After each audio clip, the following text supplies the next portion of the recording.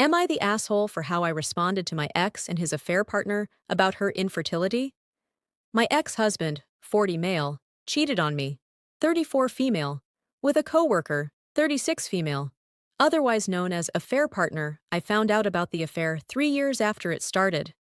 At the time, my husband and I had 3 very young children together. I kicked him out and filed for divorce. He moved in with his affair partner. They fought for full or primary custody of the children in the divorce, using the two-parent household as an excuse they lost. Custody is shared, and parenting time is 50-50.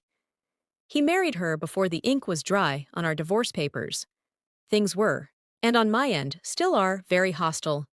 She didn't like that I wished for him to do the same to her. He didn't like that I told his family I tested for STDs after learning of his affair. The only reason I told his family is they wanted to know why I couldn't be friends for the kids' sake. I told them because before affair partner, there was another coworker I now suspect he also had sex with, or wanted to at least. And because of those two things, I wanted to be sure he didn't give me anything. My ex told me it was petty and gross when he had one affair only, and it was only with one woman for 3 years. My ex and I use a co-parenting app for communication, and I ignore calls and texts.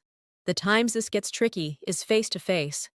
I need to keep up some kind of civility if my kids might see us together, which is more difficult than some would believe. But I love my kids more than I hate him. Our kids are all school-aged now and doing okay. They prefer my house and have a hard time being at their dad's house some weeks. I have them seeing a therapist to help them process, but I know none of this is ideal. My ex and his affair partner were warned about pressuring the kids to call her mom or mama something, which they were doing for a while, and this was backed up by the therapist. The kids don't like affair partner, and I celebrate that in my head every single day. You will never hear me say I'm sad they don't feel like they have two moms when she's supposed to be the second mom. I find her disgusting to think she can knowingly help destroy their parents' marriage and then try to make them hers.